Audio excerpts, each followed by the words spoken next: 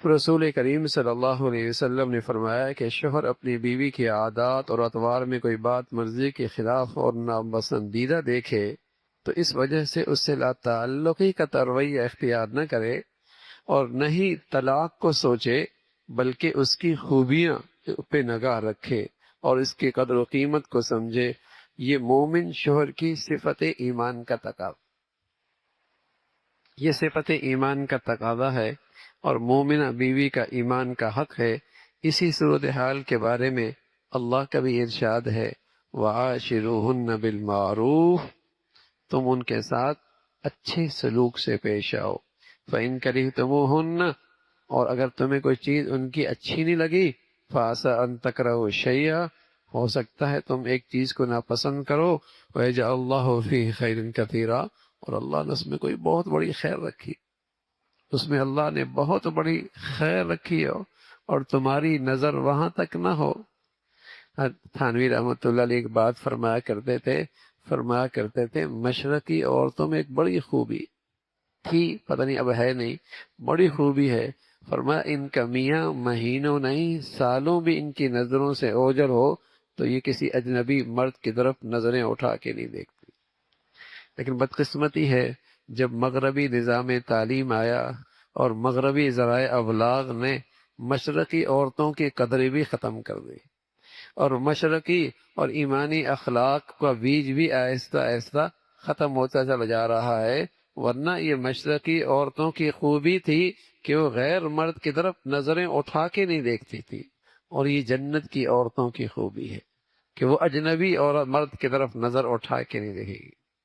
تو یہ خوبیاں ہیں، حیا ہے، غیرت ہے، ایمان ہے، بہت ساری خوبیاں ہیں۔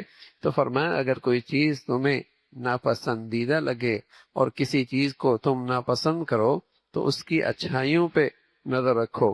حضرت عائشہ فرماتی ہیں رسول اللہ صلی اللہ علیہ وسلم نے فرمایا ان من اکمل المؤمنین ایمانا احسنهم خلقا والطفهم باہلی۔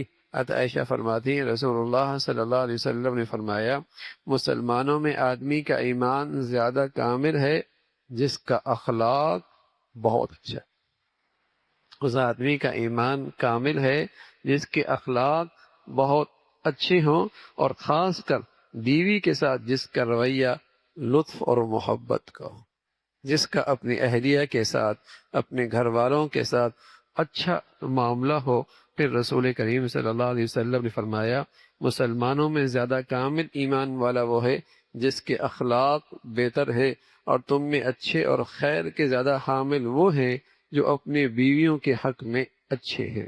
پھر اللہ کے نبی فرمانے لگے اس بات کو زیادہ مؤثر بنانے کے لیے اور اس نصیحت کو زیادہ جاندار بنانے کے لیے آپ نے یوں فرمایا کہ میں اپنی بیویوں کے حق میں بہت اچھا ہوں، میں اپنے گھر والوں کے حق میں بہت اچھا ہوں، میں اپنے اہل و عیال کے لیے بہت اچھا ہوں۔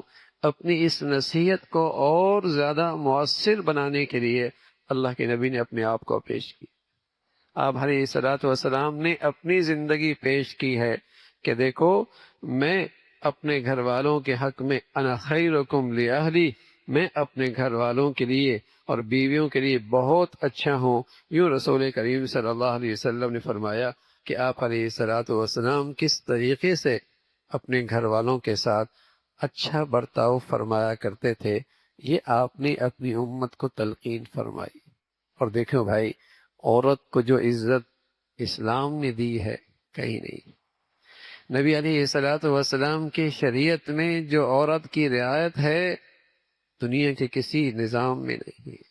اللہ کے نبی صلی اللہ علیہ وسلم کی ارشادات میں جو عورت کا عزت اور احترام کا خیال ہے دنیا کے کسی فلسفے میں اس کا تصور نہیں۔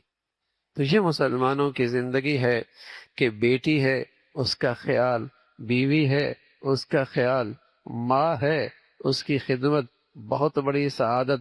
یہ ساری امت کی مائیں بہن بیٹیاں، یہ عزت انہیں اسلام دے رہا ہے، اور مردوں کو ان کے معاملے میں تلقین اور نصیحت اسلام کر رہا ہے کہ ان کے ساتھ حسن سلوک سے پیش آؤ۔ اللہ رب العزت بھائی اپنی نبی کی زندگی کی کامل اتباع نصیب فرمائے۔